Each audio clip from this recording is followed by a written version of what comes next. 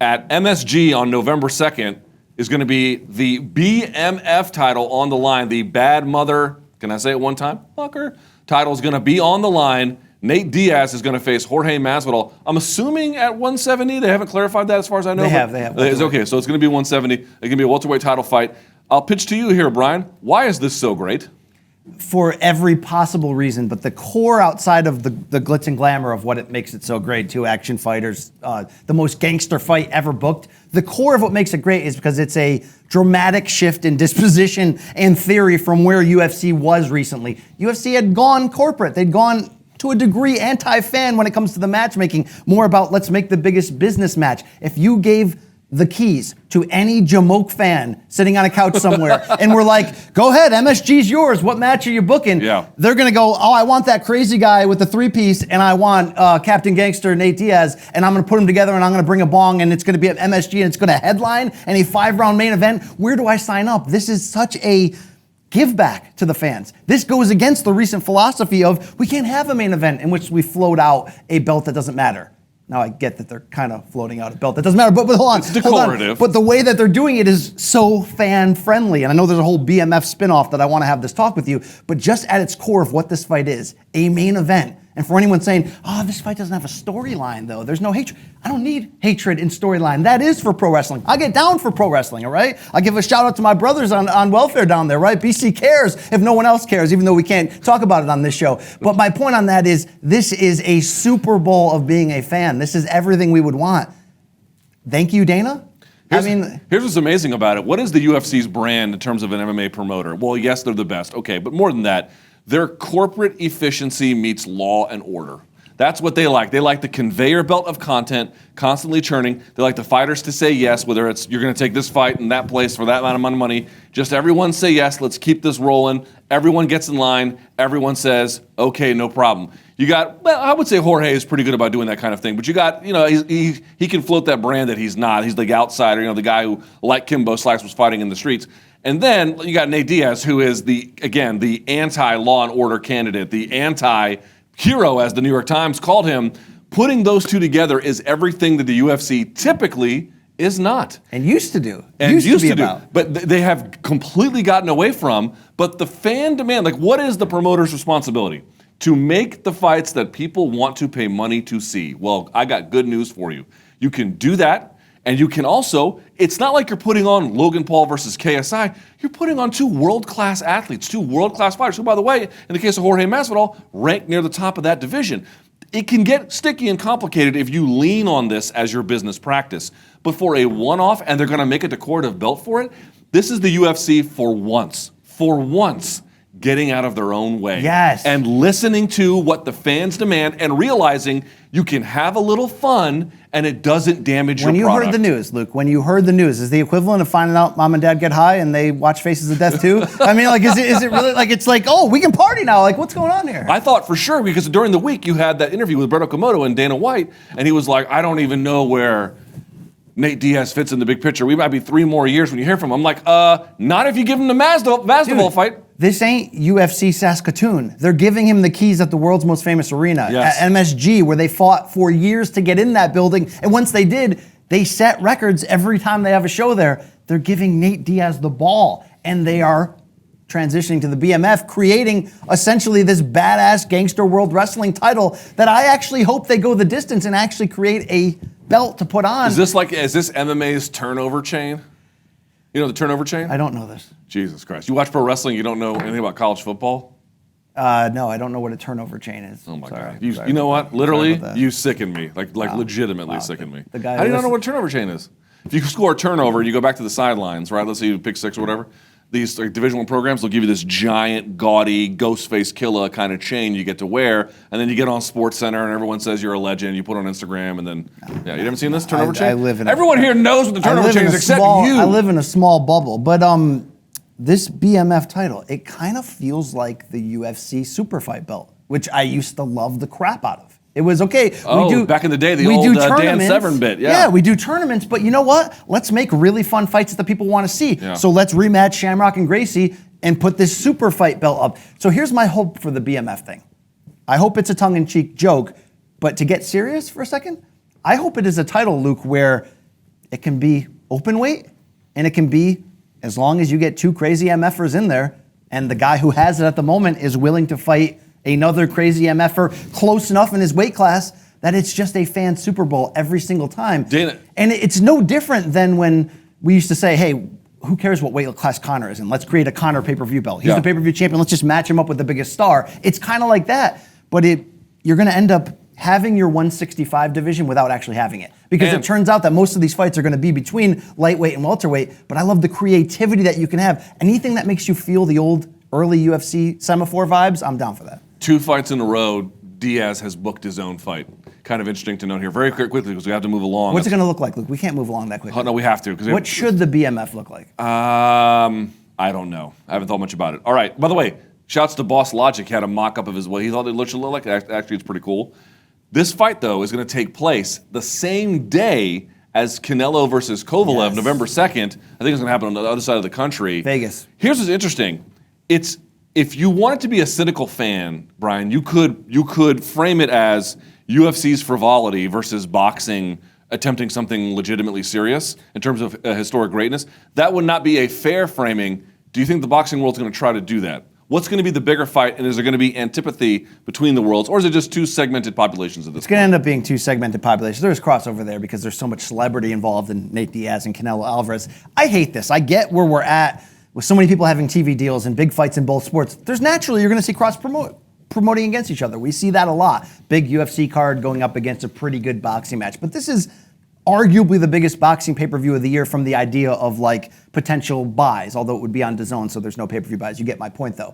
Canelo's name is that big, and I don't care if you think Kovalev is washed at 36, and yes, he's a bit washy, but Canelo would be moving up 2 weight divisions, Luke. Like this is like stop traffic, dare to be great-ish that I need to see what happens next. Kovalev can still box, can still bang. That tough last fight in short order. It's the perfect 100%. Time for Canelo to take it. But the whole idea that I hate when the very top of the sports compete against each other. I hate that, UFC going to MSG is always your second biggest pay-per-view card of the year in importance.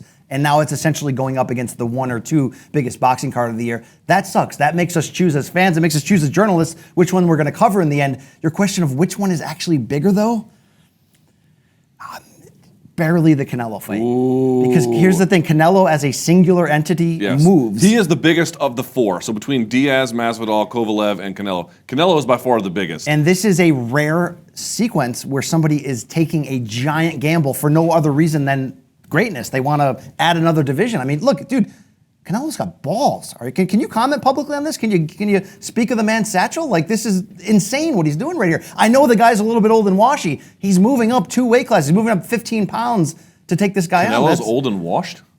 Oh, you mean Kovalev's old and washed, like, yes. This is fantastic. And having to put that up against this gangster Super Bowl, man, it's tough. Very quickly. You're not going to speak on his balls? Dude, I'm telling you, we got to move along. It's just how it goes. Speaking of boxing, Tyson Fury is going to be back this week with, what do you want to call it, another tune-up fight, second in a row. Here's what's interesting. I actually had him in studio at SiriusXM, and I asked him, how do you pronounce the last name of your opponent? He actually didn't know. He goes, I have no idea. Ask the promoter. I'm just here to wash this bum and collect a check, and then we'll see what happens with Wilder in 2020. So I'm sitting here thinking to myself, it's like, well, Tyson, you're an interesting person. I do like watching you compete, and maybe this is a situation like Ruiz and Joshua. We're all discounting one gentleman and Otto No, Wallin. we hope it wouldn't be, because this could ruin all the big business. Well, I'm not saying I would wish for it, but maybe this could happen, and we're all just discounting it. But I'm like, tell me why I'm supposed to care. And I get it's going to be on ESPN Plus again, right?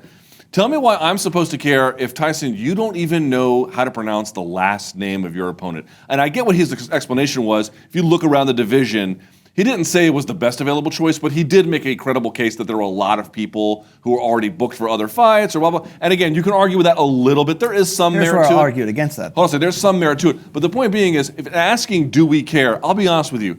I care enough to see after the fact how quickly Tyson Fury gets it done.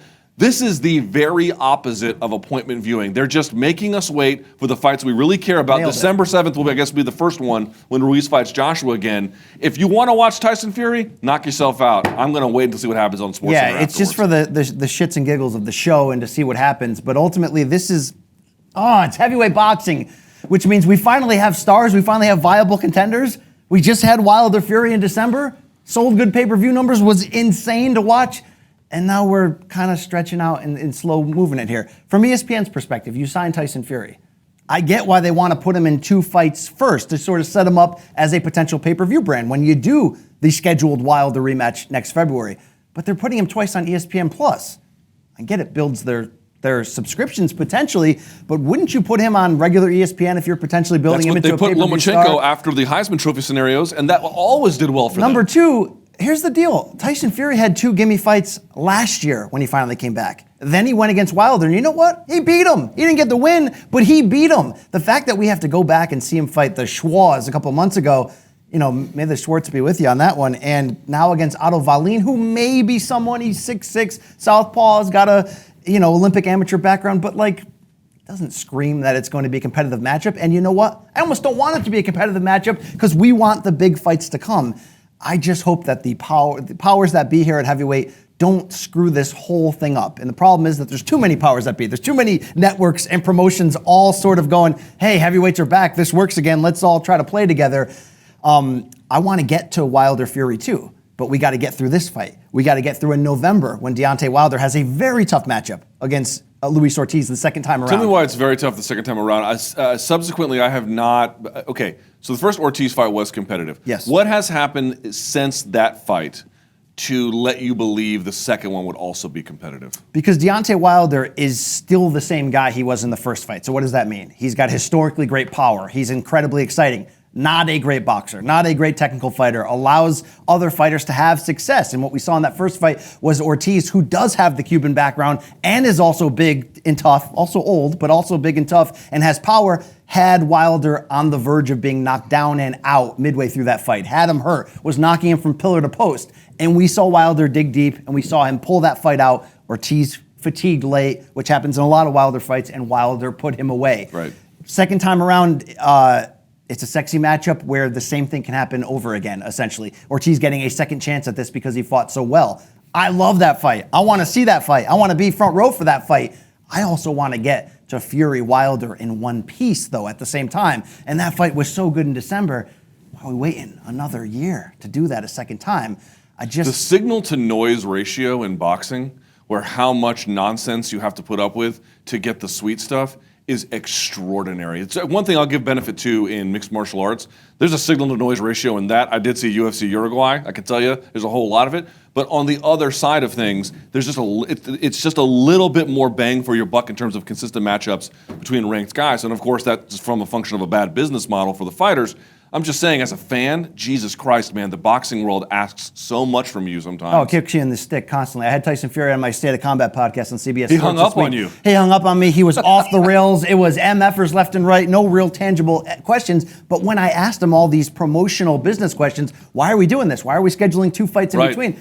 I mean, he just gives up. He just punts to say the. He says, "Go talk to F and Bob Arum." It's what do you look like? I just come in here to knock mother effers out, which he doesn't actually come in there to do, but that's okay. But my point is, what do you think about the developments of Deontay Wilder doing a public interview and saying, "Hey, maybe Tyson Fury steps aside coming up, and I fight the winner of Ruiz and Joshua, so that Wilder, if he beats Ortiz next, has a chance finally to be that undisputed 4-belt champion." I don't take it very seriously, to be honest with you. I mean, look, is there a possibility that's true? I suppose, but I don't. Look, they've already done a deal with Fury. They have history. They have historical connectivity. There was a lack of a resolution over the result and certainly some controversy. They have both the mechanism and the means and the reason to run that one again. Now, they have reason to make a fight with the winner of Ruiz or Joshua, but they don't have any of the same. They'd be starting from scratch to a degree with just the, well, this fight should happen kind of push, rather than a sense of, no, we have historical issues unresolved. We have history between you and I. That's a much weightier push to getting fights made. And also, what if Ruiz wins again? I don't know that he will. We'll talk about his party in just a second. He wants Ruiz to win because Ruiz, if you look at how people are aligned, is a PBC Al Heyman fighter. Right. So it would be easier to make a Wilder But fight. it wouldn't be the fight that people want to see historically. They want to see Joshua versus Wilder. I ask you that with an angle, though, because as much as I want to see Fury and Wilder, and I just complained and told you how bad I want to see it today. Yeah. what would it mean, though, to actually have a 4-belt champion and have one champion, one division, one name, which has been Deontay Wilder's wish and goal all along, which at the core, as a fan, would be our wish. We want it to be the old days where we remember what it was like to have all the belts in one house, and Mike Tyson to Douglas to Holyfield to on and on and on. Would you rather have that and not so much worry about the drama of, is this guy going to fight this guy? When's this fight going to happen? Is this fight going to screw it up? Would you give it all up to get that chance to have one champion? To be honest, I don't even really think much about it. I would rather just see the various permutations in play. I would just rather see Wilder fight Fury a second time. I'd like to see Fury fight Joshua, or Joshua fight Wilder, or Ruiz to fight any of those. To me, I'm not saying that belt considerations are irrelevant. They matter to some extent, and the historical relevancy you're pointing out, I take seriously. But in the end, is that the reason why you want to see these fights? Like, not really. If you're a fight fan, that's not, man, I want to see those belts unified. That's a nice little like side action to it. The real hustle, the real mechanism of this whole thing is that you want to see who is truly, if you're a fight fan, who is truly the greatest? What would really happen? What kind of action would we really get? So much nonsense, so much pomp, so much circumstance. Let's distill it down to that blue crystal that old Heisenberg used to ship out to Albuquerque. I want that blue crystal. You can put whatever wrapping on it you put on it. You understand? Yeah, real quickly on Joshua Ruiz, which will be December 7th. Looking forward to that rematch. They do the press tour around the world. They go to Saudi. Ruiz, a little bubbly around the belly here. So I actually looked this up. If you guys didn't know this, here's the issue with this. Ruiz had a birthday recently. Yeah, 30th birthday. 30th birthday. He had some celebrations beyond that. And there were pictures that came out, and video as well, of like, let's see, waitresses in lingerie. He had an ice luge with his own name and logo on it. There was a naked girl as a sushi. I actually looked this up. Do you know how much the naked sushi girl costs? So her body is a plate, right? Her body is a plate, and she's covered strategically with sushi, although eventually that strategy fails as people eat more of their, salmon roe or whatever. Do you know how much that costs? No. I looked this up. The most basic of those, and I don't think he got one of those. I think he had one of the grander ones. They start at $12,000. $12,000. Well, he bought a Rolls Royce. He bought a mansion. I'm not telling the guy how to live his life. I want to see him come in more trim than the first fight. I'll throw this back to you. We talked about Khabib and like why he's great. Now look, anybody who doesn't want to train for any reason will find one. But because of his devout faith, he doesn't engage in any kind of hardcore partying, certainly not any consumption of alcohol that we're aware of. It kind of keeps him to a degree in terms of his athletic. You're talking about Khabib, yes. Yes, in terms of Khabib. In terms of his athletic demands, it keeps him on the straight and narrow. Ruiz, I'm not here to question his faith, but rather it doesn't define his life that way. And here he is on the biggest fight of his life. He's already spent what seems like I'll put it this way, imprudent financial investment amount of money. And he did look a little bit big heading into that press conference that they had out in December for the December 7th fight. Are you worried he's going to blow this whole thing? I'm nervous. And the whole point is like he was fat the first fight, and that's what made the whole story. That's what made it viral. He had the Snickers thing going on. This chubby guy who people didn't realize actually is such a good fighter underneath. But he's got 3 months to do it. I know his trainer, Manny Robles, wants him to come in even, I think it was 15 to 20 pounds lighter than he was the first time around. Not everybody's the same. I'm giving him a chance for his moment. He's the heavyweight champion of the world right now. He's got 3 of the 4 major belts. He may not have it again after December 7th. So if he wants to live it up and buy everything, that's cool. But I also would have loved that guy, knowing he signed for the rematch after he won the first one, to kind of be in the gym every single day and say to himself, I'm going to come into the second fight. No excuses, the best I could ever be. You know why that Dustin Poirier interview hurt so badly watching it after the Khabib loss? Yeah, when he's crying? Heartbreaking, yeah. Because he knows there's no excuses. At age 30, he is at the mountaintop of how great he could be as an athlete. That was his prime. That was his peak. That was his peak. A lot of guys go to their grave saying, man, I wonder if I would have tried to become pro, or if I wonder if I would have tried to become a rock star, or I wonder if I would have given my best when it was my moment, right? Mom spaghetti, all that good stuff. Poirier got to that moment and he found out he just wasn't good enough. And it's heartbreakingly sad that he's got an all-timer in Khabib in front of him, but he found out he's just not good enough at that very elite level. Well, I'm glad you're treating it with such delicacy. But you get what I'm saying. That's the core of what his heartbreak was. Not saying he can't have a Bisping comeback, but I just want Ruiz to find out the very greatness that's inside of him. I don't know if he can do it in 3 months. I'll just say this lastly, because we got to move along. Again, they're killing us back there. But whoever is in your ear, I mean... You know who's in my ear. You know who's in my ear. I mean, it's a blues riff and B. Watch me for the changes. His name rhymes with Schmay. Try to keep up. All right. The point being is, Ruiz, if it's one thing to gradually get better and accumulate titles and money and then everything slowly crescendos to the top. Not super slow, but it's a steady progress. Versus overnight. You have 3 titles, all Yes. this money. He simply doesn't know how to navigate the space effectively. And you're seeing it now. He's treating it like, rather than slowly building wealth through like real estate investments over the course of 10, 15 years, he won the lottery. He's treating it like he won the lottery, and he's spending money like he didn't know what to do with money now that it's all of a sudden in front of him. All right,